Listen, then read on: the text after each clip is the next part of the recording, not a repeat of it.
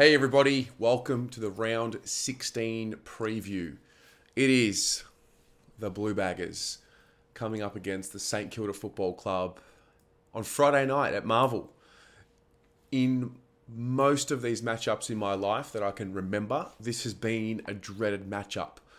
Playing against St Kilda at Marvel. It traditionally had just been somewhere the Saints always beat us. I still remember the old days, I should call them now, when Revolt and Del Santo and the like just would dominate us at the then called Etihad or Telstra Dome. But things have changed in the sense that we play a lot better at Marvel. It's the first time in my life as a supporter that I can safely say that we play well there. There was a time when we just could not win a game at Marvel Stadium. Now, does that mean that we're going to win this week just because of that fact? No, of course not. This is a different situation than last week, clearly, because we're not playing against a team that's coming into the game at second on the ladder. If anything, we're coming up against a team that's had a bit of a down patch, just like most of these teams in the competition have.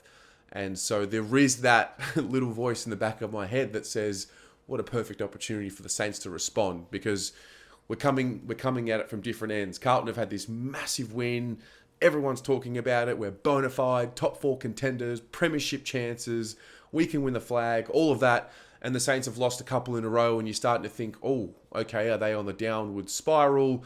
A bit of talk about what's happening off field, altercations and whatnot. And I'm not taking the Saints lightly at all. I feel confident that if we play at our best, we'll be able to beat them.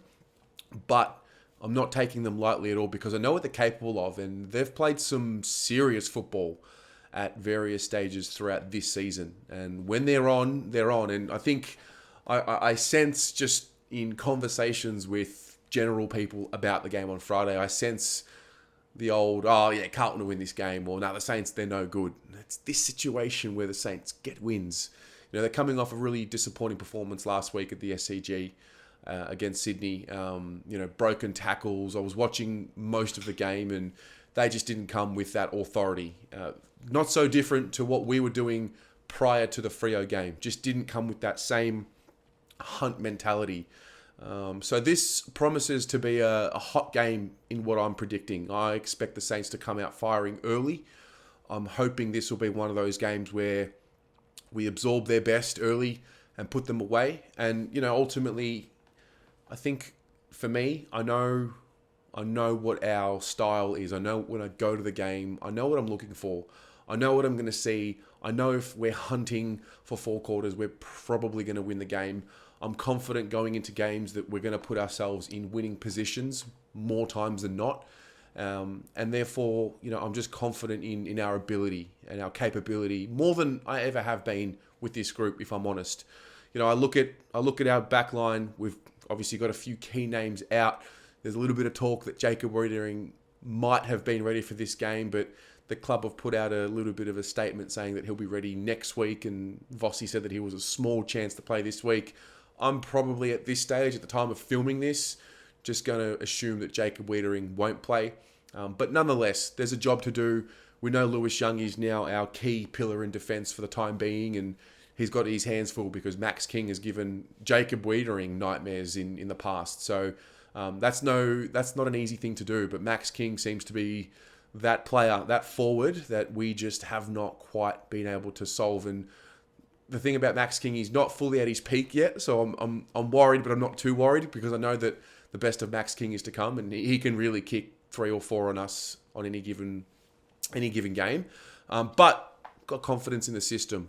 I really do. Not just Lewis Young, not just Brody Kemp who comes in and fills a role, not just, Doherty and Sard and the rest who have stepped up. It's just the total system and the total buy-in. And that whole notion that we spoke about last week around winning the football at the source, winning the territory battle, locking it in our front third, and not allowing the opposition to have bulk inside 50s is the template. We don't lose games most of the time, if not all the time, if those key markers have been hit. So I now go to this game on Friday night knowing what I'm going to be looking for, knowing about the patterns. And we spoke a bit about it on Monday night on the Blue Abroad show. I'm so fascinated by how elite athletes and professionals keep themselves in this mind frame to continue to be hungry, because naturally you have ebbs and flows. It's life. It happens, not only in footy, but in every aspect of this existence. So I know that if we come out hunting St Kilda, we can really have a great win this week. I also know that if we don't hunt St Kilda and they hunt us, I know that they're capable of beating us. So it's an interesting proposition. And I think it's going to be a very, very loud contest this week. It's Friday night.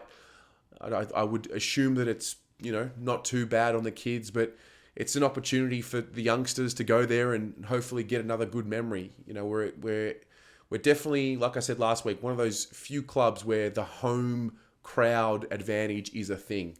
We're loud, we're proud. There'll be not as many St Kilda supporters as what there will be Carlton supporters. And, from what I'm hearing, it's already sold out on level 1. So I'm hoping that there's going to be 40,000+ people there on Friday night, because I genuinely believe that both teams know that they're capable of winning. From our point of view, from the injury front, it seems like Adam Cerra and Jack Martin are the two that would be available. Maybe Matt Owies. And if that's the case, what do? We had a great win last week. It wasn't a good win. It wasn't a solid win. It was a great win. So how much do you flirt with that? Now, Jordan Boyd, unfortunately, we know where he's going to come out. He's hurt himself to the point where he's going to be missing for quite some time, which is disappointing. So the question goes to, do you bring in a like for like? Do you bring in a Liam Stocker to replace Jordan Boyd and play that role, which we know Stocker is capable of doing? And then there's the next question of, well, Adam Cerra, he has to play if he's fit. So are you taking out one of those smaller youngsters that we played last week in Motlop or Honey and reshuffling things, maybe putting Zach Fisher back to that half-forward role and allowing Cerra to play more up on the wing? Is Kennedy sore? I know that he was getting looked at on the bench towards the end of last week. So is he sore? Is it a Kennedy for Cerra? And then there's Jack Martin. I just don't know. Is his body going to hold up? Does he need a week? If he is going to be playing, why should he be playing in the VFL if he's good enough to play in the AFL? These are just the questions. But I sense that there's probably 2 or 3 names you could put a blanket over, and I guess we'll just see what happens with selection. But yeah, I'm expecting this to be a really tough contest. I do not expect this to be a walkover by any stretch of the imagination. And obviously, this is also a very important game for the Carlton Football Club as we celebrate, or we highlight, the Carlton Respects initiative. And you'll see the Carlton Respects Guernsey that just came in today, just in time. This is a cause that is definitely dear to my heart and to my story. Grew up in a really violent household, watched my dad physically assault my mum many times, and I have those memories etched in my brain as a little kid. And I think it is important that we raise these issues. And one thing I've noticed over the course of the journey of the Carlton Respects initiative is to see over the years, every single year, there's been a little bit more education that's given. And I think it's crucial. And I actually think the message is really getting across in the way that we do it. I'm really proud of the club and the way that we support this initiative and the way that we support this message. And I think we represent it well.